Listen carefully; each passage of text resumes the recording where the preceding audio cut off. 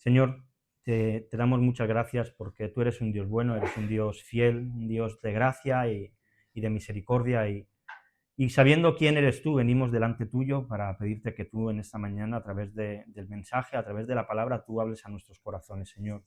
Tú conoces cómo estamos, sabes nuestras fortalezas, nuestras debilidades, nuestras luchas y cuál es nuestra situación, así que te rogamos que conforme a tu gran gracia, pues tú trates con cada uno de nosotros, Señor. Nos presentamos tanto individualmente, Señor, como iglesia, porque queremos agradarte, queremos ser más como tú, y por eso te rogamos que en esta mañana tú hables a nuestros corazones, que sigas trabajando en nosotros, que sigas perfeccionándonos y que sigas santificándonos, Señor, y que tu palabra, Señor, sea la poda que nos haga dar más fruto, Señor. Te lo pedimos todo en tu nombre, Señor Jesús. Amén. Amén. Amén. Mirad, vivimos en una época, y si habéis visto últimamente la tele, yo no suelo ver mucho la tele, pero en Instagram me van saliendo vídeos, y con todo esto de la vivienda y tal, cada vez se habla más del derecho, ¿verdad? Todo el mundo tiene derecho a una vivienda digna, así lo dice el artículo 47 de la Constitución española. El problema es que a veces se interpretan las cosas un poco raras, ¿no? Y entonces escuchas a gente que dice, no, todo el mundo tiene derecho a una vivienda y quieren vivir en Paseo de Gracia por 600 euros al mes. Pues hay cosas que no se pueden, ¿no? Y quizá no nos equivocamos en esto, ¿no? Y vivimos en el tiempo en el que todo el mundo tiene derechos. Yo tengo el derecho a no sé qué, yo tengo el derecho a no sé cuántos, yo tengo el derecho a un montón de cosas, ¿no? Y, ¿sabéis? También nos pasa esto en la iglesia. Yo tengo el derecho a que los pastores se preocupen de mí, yo tengo el derecho a que el grupo de alabanza cante las canciones que a mí me gustan, yo tengo el derecho a que el que predique diga lo que yo quiero oír y aquello que es agradable. Tengo derecho a que la iglesia haga actividades que me gusten y que me hagan sentir realizado, y todo esto. Se habla mucho de derechos, pero nos gusta poco hablar de deberes y de obligaciones y de responsabilidades. Mirad, en toda la carta de Hebreos, seguimos con esta serie que estamos haciendo, Jesús se nos presenta como alguien que nos ofrece muchos beneficios, como Jesús es el que nos rescata de la tentación. Jesús es el que perdona nuestros pecados. Jesús es el que se compadece de nosotros. Jesús es el que con su sangre limpia toda nuestra maldad. Pero también el autor de Hebreos, y ya estamos en el último capítulo, en el capítulo 13, nos va a hablar de cuáles son nuestras obligaciones. Porque es verdad, Jesús nos da muchas cosas, pero esto también implica que nosotros tenemos que reaccionar a esto de alguna manera. Así que si queréis, vamos a leer juntos, como siempre, en Hebreos, capítulo número 13, y leeremos los versículos del 1 al 6. Que mira, Joan, cuando ha hecho su pequeña exposición, ha tocado el versículo 5. Hebreos 13, y leeremos los versículos del 1 al 6. Os dejo un poquito que lo busquéis, así lo leemos juntos, que la exposición es importante, pero el momento de leer la Biblia es casi más importante que cualquier otra cosa, porque ahí es donde está la palabra del Señor. ¿Lo tenéis? ¿Sí? Pues dice, permanezca el amor fraternal. No os olvidéis de la hospitalidad, porque por ella algunos, sin saberlo, hospedaron ángeles. Acordaos de los presos como si estuvieseis presos juntamente con ellos, y de los maltratados como también vosotros mismos estáis en el cuerpo. Honroso sea en todos el matrimonio y el lecho sin mancilla, pero a los fornicarios y a los adúlteros los juzgará Dios. Sean vuestras costumbres sin avaricia, contentos con lo que tenéis ahora, porque Él dijo, no te desampararé ni te dejaré. De manera que podemos decir confiadamente, el Señor es mi ayudador, no temeré lo que me pueda hacer el hombre. Amén. Mirad, me gustaría dividir en esta mañana el texto en dos bloques. Primero, cómo tienen que ser nuestras relaciones fraternales, de amistad, entre hermanos, entre nosotros, y segundo, cómo tienen que ser nuestras relaciones familiares. Y si vemos y empezamos con las relaciones fraternales, comenzamos yo creo que con una de las cosas más difíciles, al menos aparentemente. Dice el versículo 1, permanezca el amor fraternal. ¿Qué es el amor? ¿No? Esta es la pregunta del millón, ¿qué es el amor? No, si le preguntásemos a la gente, hablaríamos pues que el amor es un sentimiento que tienes en el corazón por otra persona y todo este rollo y tal, pero cuando examinamos el amor verdadero a lo largo de la vida, el amor más que un sentimiento se vuelve en una decisión. El amor decide hacer cosas por otras personas, decide quitarte cosas de ti para dárselas a otro y que otro la pueda disfrutar. Y aquí el autor de Hebreos no está hablando del amor de pareja, del amor romántico, sino que está hablando del amor fraternal, del amor familiar, del amor del compañerismo. Y yo no sé si te has dado cuenta de algo, pero ninguno de los que estamos aquí hemos decidido quién es nuestra familia. Escogimos a nuestro marido y nuestra mujer, eso sí, pero no hemos escogido quiénes son nuestros hijos, no hemos escogido quiénes son nuestros tíos ni nuestros padres. La familia nos viene de serie. Y los amamos, ¿por qué? Porque son la familia, ¿verdad? Amamos a nuestra familia porque son nuestra familia. Y nosotros, que tenemos a un mismo Padre, Dios Padre, y a un mismo hermano mayor, Jesucristo, tenemos que amarnos porque gracias a Él nosotros hemos sido adoptados. Adoptados significa que tú y yo somos hermanos y que tenemos un mismo Padre, que somos todos una misma familia. Y sabes, no puedes decidir quién va a ser tu hermano, y te toca amarle. No lo decides, lo siento, quizás dirías, ostras, me gustaría que Ángel no fuese mi hermano. Lo siento, eso háblalo con el Señor. Lo siento, te toca amarme y a mí me toca amarte, porque tenemos un mismo Padre. Y esto es algo imprescindible de entender. Mira, la iglesia no es un grupo de personas que todos creen lo mismo. La iglesia no es un grupo de personas que cantan las mismas canciones. La iglesia no es un grupo de personas que están contentos de verse unos a otros. La iglesia es una familia que tiene un mismo Padre. Tú y yo somos una familia, formamos una familia, y escucha bien, la iglesia es una familia, y lo vuelvo a repetir, porque tenemos un mismo Padre. Es Dios el que hace que seamos una familia, si no seríamos otra cosa. Un club social, un grupo de personas, somos una familia porque tenemos un mismo Padre y porque nuestro hermano mayor, Jesucristo, con su sangre nos ha adoptado. Él ha pagado el precio de la adopción con su propia sangre. Y esto a veces yo creo que no lo entendemos, pero que seamos parte de esta familia, de la iglesia, implicó que Dios dejase el cielo, se hiciese un hombre, se limitase a nuestro cuerpo, como tú y como yo, que viviese una vida perfecta, que lo tratasen como un delincuente, que lo azotaran, que le insultaran, que le escopieran, que le golpearan, para acabar muriendo en una cruz, y con esa sangre derramada, pagar tu pecado y el mío. Y luego, como hemos cantado, se levantó entre los muertos y el Padre la ha exaltado hasta lo sumo, hasta lo más alto. Y ahora bien, ¿cómo se demuestra que nosotros somos parte de la familia de Jesús? ¿Cómo se demuestra que la iglesia es una familia? Pues obviamente no, porque tenemos una confesión de fe que demuestra claramente lo que creemos. No. Porque tenemos actividades que son espectaculares. No. Jesús dijo, en esto conocerá la gente que sois mis discípulos, en que os amáis los unos a los otros. La gente va a ver que somos discípulos de Jesús porque nos amamos, porque demostramos amor unos con otros. Y eso no quiere decir que no haya conflictos. El amor y los conflictos son complementarios. Pero el amor lo que hace es arreglar los conflictos, es resolverlos, porque somos una familia. Mira, cuando alguien llega nuevo, es muy fácil amarle, porque no les conocemos. No sabemos sus defectos, no sabemos nada de él, así que es fácil amarle. Pero cuando aparecen los conflictos es cuando se ve el amor de verdad. Ahí es donde el amor toma protagonismo y se evidencia si realmente nos amamos o no. Fíjate algo, el texto no dice tenéis que amaros. El texto no dice procurad amaros, no dice generad amor, dice permanezca el amor fraternal. ¿Sabes por qué? Porque el amor es el vínculo que Cristo ha hecho entre nosotros. Y nuestra misión solamente es no romperlo. Es no toques, no lo estropees, no rompas lo que Jesús ya ha hecho.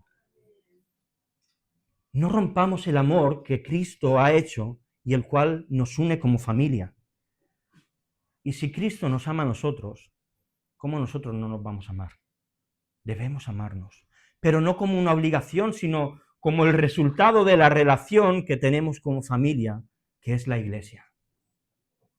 El segundo aspecto de las relaciones fraternales es la consecuencia del amor, es la hospitalidad, dice el versículo 2. No os olvidéis de la hospitalidad, porque por ella algunos, sin saberlo, hospedaron ángeles. Mirad, hay un youtuber, que yo he visto algunos vídeos de él, se llama Lethal Crisis, no sé si alguno lo conocéis. Este se encarga de viajar por todo el mundo, se va ahí a África y se mete con una tribu que no conoce a nadie y viaja mucho, ¿no? Y hubo uno de sus viajes que hizo y él explicaba que se fue a Siria. Dice que una de las cosas que más le llamó la atención es que la gente le abría las puertas de su casa sin conocerle de nada y le invitaban a comer, a dormir y le abrían las puertas de su casa para cualquier cosa. Y es que la cultura de Oriente Medio es una cultura muy hospitalaria. Para ellos es normal hacer eso, para nosotros es quizá más extraño, ¿verdad? Y aquí el autor de Hebreos le está lanzando de alguna manera un guiño a Abraham y a Gedeón, recordando que ellos fueron hospitalarios y recibieron a ángeles y les dieron de comer y fueron hospitalarios, les ofrecieron sus casas. Y claro, alguno puede decir, bueno, pues abrimos nuestras casas y empezamos a meter gente. Yo creo que en Occidente quizá no estamos preparados para eso y quizá tampoco sería lo más aconsejable, pero creo que hay un principio en esto que sí que tenemos que hacer. Y es que la hospitalidad empieza y se fundamenta en cubrir las necesidades de otros. Y ahí es donde cada uno de nosotros, si Jesús nos ha transformado, deberíamos ser personas hospitalarias, personas que cubren la necesidad de los demás. Mirad, cuando el autor de Hebreos escribió su carta, no existían los hoteles de 5 estrellas. Existían algunas pensiones, algunos mesones, quizá, donde podían ir a pasar la noche, pero la hospitalidad era la manera en que los creyentes demostraban que su fe en Jesús era verdadera. Era la manera en la que los creyentes demostraban que realmente había un amor y una hospitalidad en ellos diferente. Sabéis, sobre el año 100 hubo una gran peste en el Imperio Romano. ¿Sabéis qué hicieron los cristianos? Iban a la gente que se estaba muriendo y iban a cuidarles. Y eso fue lo que impactó el Imperio Romano. A veces hablamos de Constantino y tal, sí, él lo oficializó, pero los cristianos fueron hospitalarios con aquellos que se estaban muriendo, aun a riesgo de morir ellos por esto. Y sabéis, creo que hay algo que a veces nos falta, y es tener esa hospitalidad. Cuando vemos el inicio de la Iglesia en Hechos, se nos dice que ellos ponían todas las cosas en común. Y yo no voy a hacer aquí una doctrina de que todos tenemos que traer las escrituras de nuestras casas y las llaves de los coches y ponerla aquí para la iglesia. No creo que esto sea así. Pero sí que creo que si tú necesitas un coche para ir al médico y yo no te puedo llevar, lo normal sería que te dijese, toma las llaves y vete con mi coche. Eso debería ser lo normal. Eso es hospitalidad, eso es preocuparse y cubrir la necesidad de los otros. Pero claro, vivimos en una sociedad tan individualista, tan privada, pero la iglesia debería ser el lugar donde si yo tengo una necesidad, encuentro a alguien que me lo cubre. Y vuelvo a repetir, esto no estoy hablando de la iglesia como institución, sino cada uno de nosotros estamos llamados a cubrir las necesidades los unos de los otros. A no esperar a que la iglesia decida vamos a hacer esto. No, si tú tienes una necesidad y yo me entero, yo tengo que ir a cubrir tu necesidad. Si yo tengo una necesidad y tú te enteras, deberías venir y decirme, oye, toma esto. No tienes para comer, toma un paquete de arroz. Necesitas el coche, toma, cógelo o te llevo yo, lo que sea, pero debería ser así, pero no como una obligación. Si Cristo nos ha ayudado a nosotros, ¿nosotros qué tenemos que hacer? Ayudar a los demás. Si somos imitadores de Jesús, tenemos que andar como Él anduvo. Si estamos unidos a Cristo, todo lo que tenemos son herramientas para ayudar a los demás. ¿Para disfrutarlas? Por supuesto, pero para ayudar a los demás también. Y debemos aprender a ser más hospitalarios. Si Jesús ha cambiado nuestra vida, debemos vivir como Él vivió. Debemos preocuparnos por las necesidades de los demás. El tercer aspecto de las relaciones fraternales tiene que ver con preocuparse con aquellos que tienen problemas. Dice el versículo 3, acordaos de los presos como si estuvierais presos juntamente con ellos, y de los maltratados como que también vosotros mismos estáis en el cuerpo. Cuando esta carta fue escrita, había muchos cristianos que ya estaban siendo perseguidos, que los estaban metiendo en la cárcel, incluso matándolos por seguir a Jesús. Y los creyentes que no estaban en esa situación habían demostrado su compromiso, incluso con Pablo, de visitarles en la cárcel, de llevarles ropa, de llevarles alimento, de cuidarles. Pero creo que sería un error quedarnos solamente con el sufrimiento físico. También había un sufrimiento que puede ser social o incluso espiritual. Y el autor de Hebreos quiere animar a sus lectores a identificarse con aquellos que están sufriendo. Es un tema de identificarse. Mira, si Cristo es la cabeza y la iglesia es el cuerpo, si una parte del cuerpo sufre, ¿qué le pasa al resto del cuerpo? Que también sufre, ¿verdad? Si yo tengo un problema cerebral, no solo sufre mi cerebro, sufre todo mi cuerpo. Si yo tengo un problema en la mano, todo mi cuerpo va a sufrir. Y mirad, ahora vivimos en un país libre, pero hay leyes que se van preparando y que parece que la cosa cada vez va a ser más difícil para ser creyente. Y es cierto que cada vez más se normalizan ciertas ideas, ciertas normas que son contrarias a lo que Dios dice, y hay personas que públicamente se levantan y dicen, oye, esto que están diciendo el gobierno o quien toque no está bien y levantan su voz, y de momento quizá no les pasa nada, pero llegará el punto en el que sí. Y cuando le pase, nosotros seremos responsables de identificarnos con aquellos que han levantado la voz y de ayudarles, de apoyarles, tanto en oración como quizá de manera económica o como sea. Pero esto va más allá de nuestro país. Lo sabemos porque muchas veces hablamos de ello. Tenemos hermanos nuestros en Corea que los matan por creer en Jesús, en China que los persiguen, en Nigeria que los queman vivos cuando van a la iglesia. Y esto debería dolernos, debería afectarnos, debería hacernos reflexionar. Mirad, vivimos tan cómodos. Yo recuerdo hay un pastor que se llama David Platt, que ahora no sé cómo será el tamaño de su iglesia, pero en su día era el pastor joven en Estados Unidos con la iglesia más grande, y él cuenta que fue de viaje a China, y cuando llegó, claro, allí es todo clandestino, y entonces lo metieron en un coche, le taparon la cabeza, y lo llevaron a un local. En aquel local habían como 12 o 15 personas, en las que no había ninguna silla, y cuando llegó allí empezaron todos a orar y a clamar, y cuando acabaron habían charcos de lágrimas en el suelo. Y él le explicaba, dice, esto cambió mi vida. Y cuando llegó a su iglesia, lo primero que hizo fue quitar los bancos cómodos. Y empezó a cambiar cosas porque se daba cuenta que, y con esto no estoy diciendo que esté mal que estar cómodos, espero que se me entienda, sino que tenemos que identificarnos con aquellos que están sufriendo y que a veces tenemos más comodidad de la que necesitamos y nos quejamos. Y que el Señor nos ayude a identificarnos, a no dejar de orar por ellos, de si podemos dar dinero para apoyar a aquellos misioneros, a aquellas iglesias que están sufriendo. Tenemos que identificarnos con ellos, porque si una parte del cuerpo sufre, aunque esté muy lejos, todo el cuerpo debe sufrir. Y nosotros, si somos parte de esta familia de Dios, debemos sufrir también con ellos. Tras estas tres características de las relaciones fraternales, vamos a ver cómo tienen que ser las relaciones familiares de aquellos que hemos sido transformados por Jesús. Y el primero lo he titulado Guardad vuestro matrimonio. Dice el texto, honroso sea en todos el matrimonio y el lecho sin mancilla, pero a los fornicarios y a los adúlteros los juzgará Dios. La verdad es que este es uno de los pocos textos que se nos habla claro y explícito de cómo tiene que ser el sexo dentro del matrimonio. Dice que tiene que ser honroso y la cama tiene que ser sin suciedad. Creo que si nos quedamos en una visión superficial de esto, nos vamos a quedar con algo muy pequeñito, y creo que el autor de Hebreos quiere ser mucho más profundo. Mirad, algunos han limitado este texto, a solamente pues que no hay que tener sexo fuera del matrimonio ni antes de casarse. El problema de que si tomamos solamente esta idea es que parece que la advertencia que está dando el autor de Hebreos es a lo que se puede hacer y a lo que no se puede hacer sexualmente entre el marido y la mujer, con lo cual nos quedaríamos con algo muy superficial.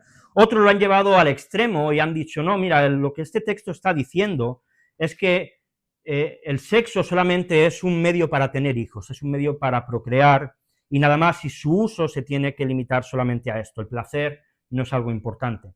Y es verdad, el sexo es la manera en que Dios ha determinado que podamos tener hijos, pero también Dios nos ha dado la oportunidad y el privilegio y el disfrute de sentir placer cuando tenemos sexo con nuestro marido o con nuestra mujer, y eso es algo bueno. Otros han visto en el lecho sin mancilla cuál es el límite de qué cosas sexuales se puede hacer dentro del matrimonio, siempre y cuando no se ensucie la cama con algún fluido, ya sea semen o cualquier cosa, eso está bien, pero ¿cuál es el problema? Que esto es una visión muy limitada y muy centrada en la ley del Antiguo Testamento y en todos los rituales de purificación que se tenían que llevar a cabo. Hay otros que entienden este texto como que el sexo solamente se limita al matrimonio y el matrimonio puede hacer todo lo que le dé la gana mientras ellos estén a gusto y estén contentos. De esta manera se vuelve honroso. Y entonces con todo esto, yo me hacía una pregunta. ¿Qué es lo que opina Dios del sexo? ¿Cuál es su opinión? Mira, lo primero que tenemos que tener claro es que el sexo es algo que Dios ha creado. El sexo no es algo que el ser humano ha creado, es algo que Dios ha creado, es creación de él. Antes de que Adán y Eva cayesen, ellos ya tenían sexo. Y de aquí el texto, ¿verdad? Y el hombre se unirá a su mujer y serán una sola carne. Están hablando de acostarse, de tener relaciones sexuales. Por tanto, el sexo, si se practica como todas las cosas, si se hacen dentro del plan de Dios, es algo bueno. La iglesia, normalmente el sexo es un tema tabú. El sexo es algo bueno. Es algo que Dios ha creado, es algo que Dios nos ha dado para que disfrutemos dentro de su marco dentro del matrimonio. Y aquí es donde nos hacemos la pregunta, ¿verdad? ¿Cómo funciona el sexo? Y no voy a hablar de cómo se hacen las cosas, que yo creo que todos lo sabemos, pero sí de cómo se llega a esos momentos, porque cuando examinamos cómo es el hombre y cómo es la mujer, nos damos cuenta del plan perfecto de Dios en cuanto al sexo. Mirad, el sexo es un tema puramente hormonal. Dios nos ha dado unas hormonas a los hombres y a las mujeres que son las que nos llevan a tener relaciones sexuales. El hombre, su hormona principal es la testosterona. Y cuanta más testosterona, más ganas y deseo sexual tiene un hombre. Y es una hormona que no necesita demasiado para activarse. Una simple caricia en los genitales para un hombre es suficiente para estar preparado para lo que necesite hacer. En cambio, la mujer, que es verdad que tiene testosterona, pero hay dos hormonas básicas que gobiernan en ella. Tiene testosterona en niveles muy bajos y son los estrógenos y la progesterona. Estas hormonas no son con un pequeño estímulo con la que se activan y crecen.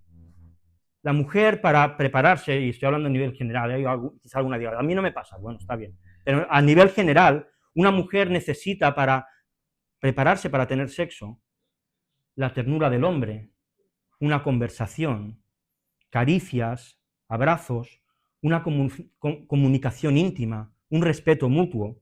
Mientras que el hombre con una caricia está preparado, una mujer necesita de una cena, necesita de atención, necesita de unas velas, necesita de cariño, necesita de atención. Y esto antes del pecado era lo normal. Pero cuando llega el pecado lo corrompe todo. Y de ahí que Dios le diga a Eva, tu deseo será para tu marido, y él se enseñoreará de ti. Aquí esto es importante, a veces tomamos esto como que la mujer es la esclava del hombre, esto no está hablando, aquí está hablando Dios de sexo. La mujer necesita del hombre para poder prepararse para tener relaciones sexuales, mientras que el hombre tiene un deseo mucho más directo. ¿Y qué es lo que hace Cristo con el sexo? Lo redime. Jesús redime lo que se rompió. ¿Cómo vive el sexo un matrimonio que ha sido transformado por Jesús?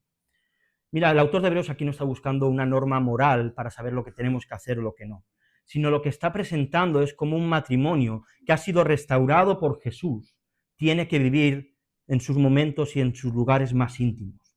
¿Cuál es el lecho sin mancilla? Mira, el lecho sin mancilla no es la relación sexual en sí, es la relación matrimonial total, abarca todo el matrimonio, donde el hombre tiene que tratar a su mujer con ternura, dice 1 de Pedro 3:7, vosotros maridos igualmente convivid con ellas con comprensión, tratando a la mujer como a vaso más frágil, y dándole honor también como a coherederas de la gracia de vida, para que vuestras oraciones no sean estorbadas. Hombre, escucha bien, si tú a tu mujer no la tratas con ternura, Dios no oye tu oración. Si no tratamos a nuestra mujer con ternura, Dios no oye nuestra oración. Mirad si es importante. Con suavidad, maridos, amad a vuestras mujeres y no seáis ásperos con ellas, sed suaves con ellas.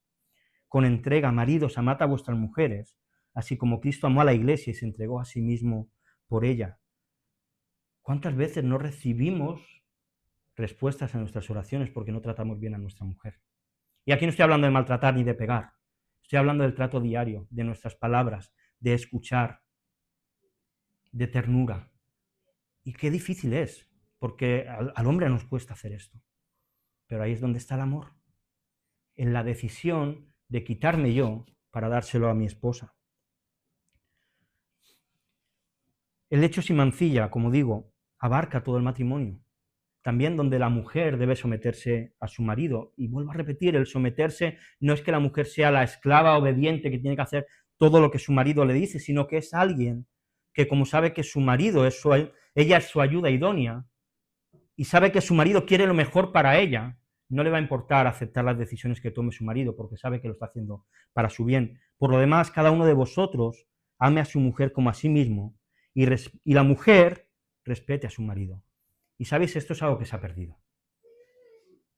Vivimos en una sociedad donde la mujer no respeta al marido, donde la mujer se ríe del marido, donde la mujer machaca al marido, donde la mujer no tiene valor a lo que hace su marido. Y ojalá esto no pase en nuestros matrimonios. Pero si pasa, hay que poner remedio. Porque, sabéis, para los hombres es importante sentirnos respetados por nuestras mujeres. Y eso también afecta a la sexualidad. Y es que el sexo no es lo más importante del matrimonio, pero es fundamental. No es lo más importante, pero es algo fundamental. Escucha bien esto, Dios quiere que en el matrimonio haya sexo. Te lo repito, Dios quiere que en el matrimonio haya sexo. Mirad lo que escribe Pablo en 1 Corintios 7, y leo la traducción al lenguaje actual, que se entiende mucho mejor. El esposo debe tener relaciones sexuales solo con su esposa, y la esposa debe tenerlas solo con su esposo. Ni él ni ella son dueños de su propio cuerpo, sino que son el uno para el otro. Por eso ninguno de los dos debe decirle al otro que no desea tener relaciones sexuales. Sin embargo, pueden ponerse de acuerdo los dos y dejar de tener relaciones por un tiempo para dedicarse a orar. Pero después deben volver a tener relaciones, no vaya a ser que al no poder controlar sus deseos, Satanás los haga caer en una trampa. El sexo es básico. Es necesario que exista en el matrimonio. Porque si no, es cuando vienen los problemas. Porque cuando un hombre se queda sin sexo en su matrimonio, acabará buscándolo fuera. Porque cuando una mujer no es atendida y no tiene ternura en el matrimonio, buscará la ternura fuera. Es fundamental. De verdad es más importante a veces de lo que podemos llegar a pensar. El autor de Hebreos lo que está haciendo es ir al lugar más íntimo que existe, el de un marido y una mujer teniendo relaciones sexuales en su privacidad, para ensalzar y darle importancia al valor que Dios le da al matrimonio. El hecho sin mancilla va más allá de algo superficial, es algo mucho más profundo. Y sabéis, alguna sociedad fuerte es una sociedad que tiene matrimonios fuertes. Una sociedad débil es una sociedad que tiene matrimonios débiles. Y vivimos en una sociedad de matrimonios muy débiles, que a la mínima se divorcian. Y nosotros podemos marcar la diferencia teniendo matrimonios fuertes. Matrimonios donde el hombre se preocupa, cuida, trata a su mujer de una manera tierna, donde hay como una comunicación profunda, y las mujeres respetan a sus maridos, como el Señor nos llama a hacer. El hecho sin mancilla va más allá de la relación sexual, va más allá de ese momento íntimo. Es el resultado de un matrimonio donde hay amor, donde hay respeto, donde hay entrega y donde los dos se cuidan. Y esta debe ser nuestro deseo, que sean así nuestros matrimonios. Si nosotros hemos sido transformados por Jesús, así tienen que serlo. Somos responsables de cuidar los unos de los otros. Somos responsables de guardar nuestra mente, lo que vemos. De aquello que nos pueda arrastrar al adulterio, huye, ni te acerques. Pero no solamente en nuestros actos, sino aquello que entra por nuestros ojos. El sexo, la pornografía, guardarnos de ver películas que quizá no son la más adecuada. Pero esto no solo es para los matrimonios. Jóvenes que estáis solteros, esto también es para vosotros. Porque si vuestra vida ha sido transformada por Jesús, si Él ha cambiado vuestros corazones, guardaos de la pornografía. Guardaos de las relaciones sin estar casados. Aunque tengáis pareja o sin tenerla, guardaos de la masturbación. Mirad lo que dice Pablo en 1 Corintios 6. ¿No sabéis que los injustos no heredarán el reino de Dios? No erréis ni los fornicarios, es decir, los que tienen sexo antes del matrimonio, ni los idólatras, ni los adulterios, ni los adúlteros, es decir, los que estando casados tienen sexo fuera del matrimonio, ni los afeminados, ni los que se echan con varones, aquí está hablando de los homosexuales, ni ladrones, ni los ávaros, ni los borrachos, ni los maldicientes, ni los estafadores heredarán el reino de Dios. Y continúa en Efesios Pablo también diciendo, porque ¿sabéis esto? Que ningún fornicario o inmundo o avaro que es idólatra tiene herencia en el reino de Cristo y de Dios.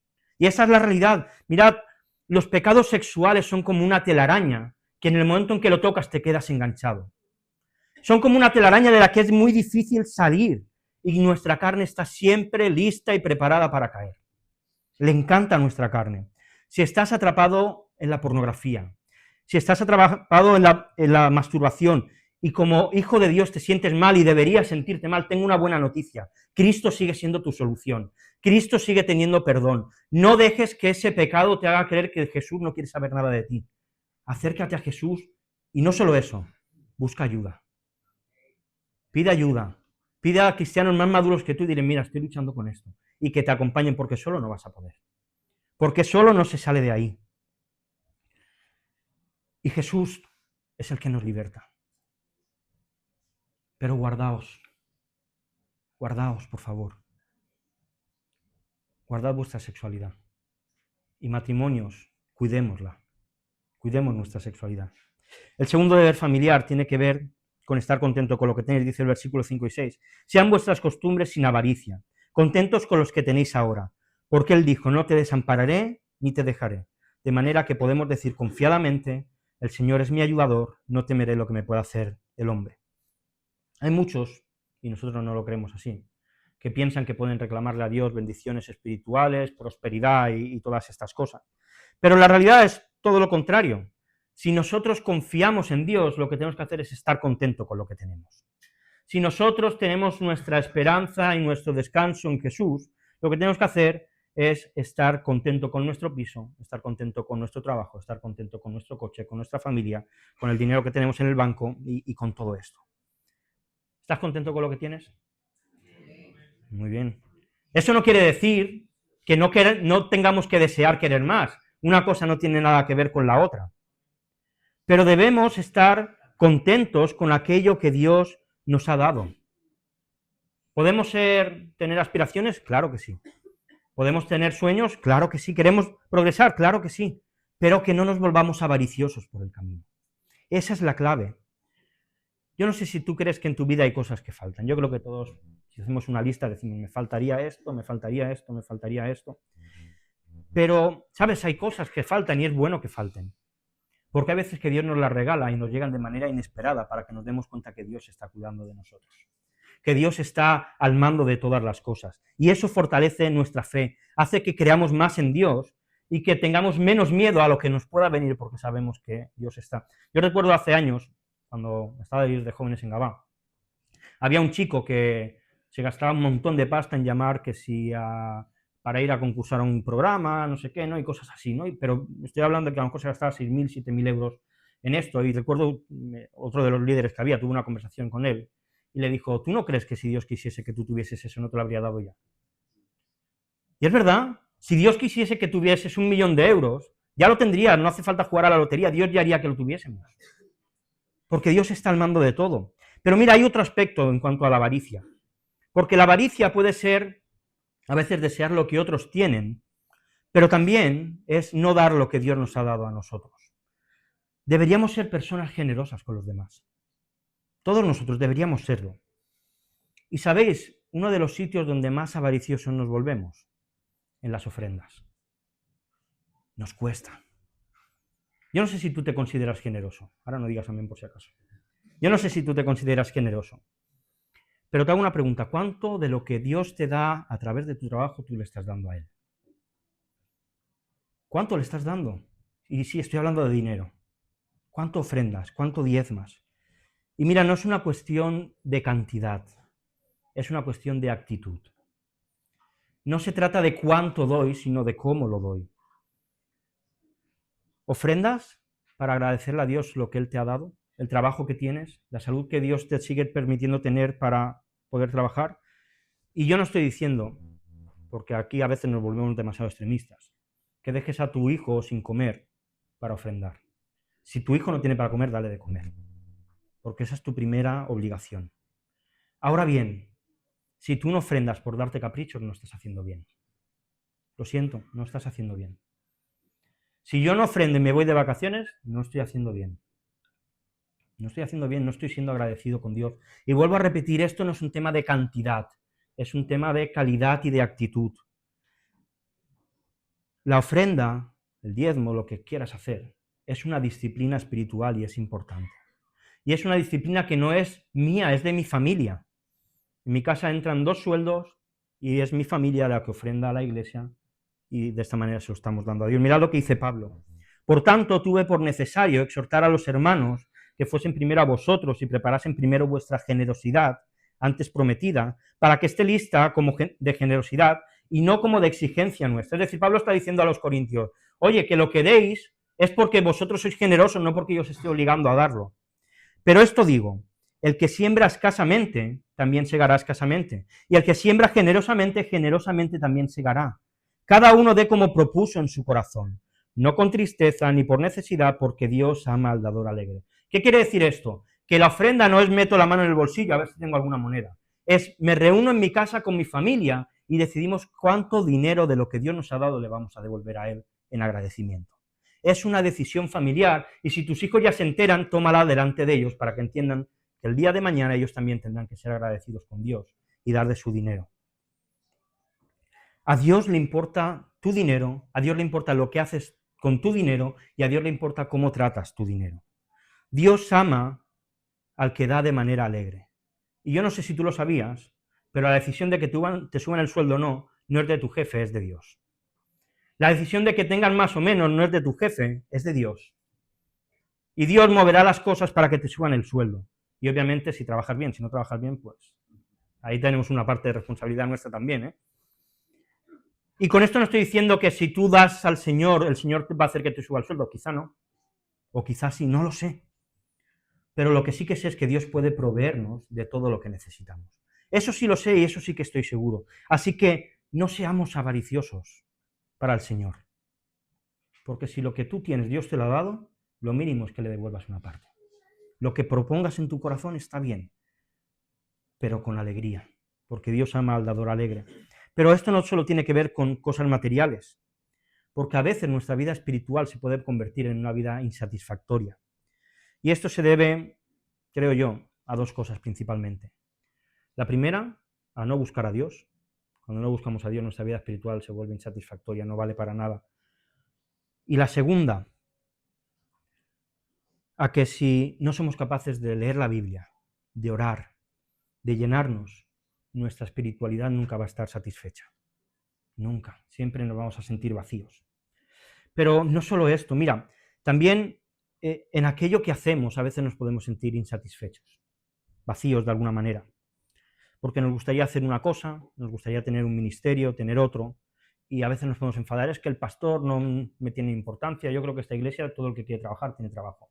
Si tú quieres trabajar en esta iglesia y no tienes trabajo, no te preocupes que te daremos. No es problema de falta de trabajo ni de que no queramos que trabajes. Pero a veces nos rebotamos con el Señor, Señor, es que a mí me gustaría hacer esto y no puedo.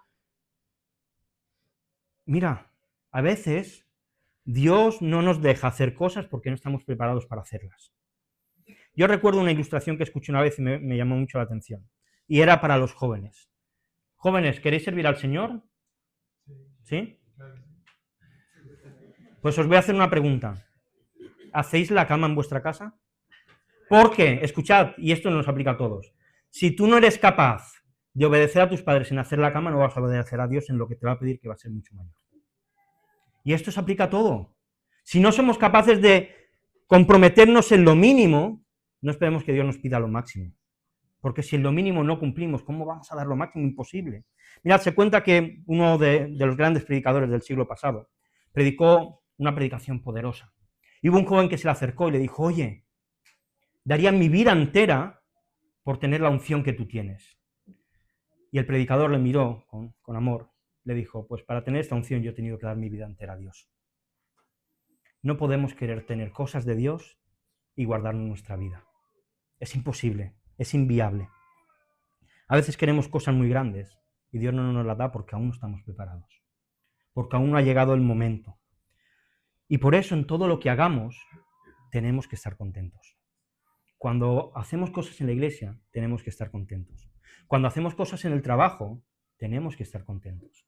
Cuando hacemos cosas en nuestra familia, tenemos que estar contentos. Ora por aquello que te gustaría hacer. Está bien orar y decirle, Señor, me gustaría esto. Pero mientras, estate contento con lo que haces. Y deja que llegue el día en que Dios te diga, ahora toca esto. O quizá llegará el día en que el Señor te dirá, es que esto no es para ti, esto es para otro. Pues no pasa nada. Pero estemos contentos en todo lo que hagamos. Y acabo ya. Mirad, si Cristo te ha rescatado, entonces tus relaciones se tienen que ver afectadas por eso. Y si Cristo aún no te ha rescatado porque no le conoces, no te vayas hoy sin conocerle. No te vayas hoy sin arrepentirte de tus pecados. No te vayas hoy sin reconocerle como el dueño y el Señor de tu vida.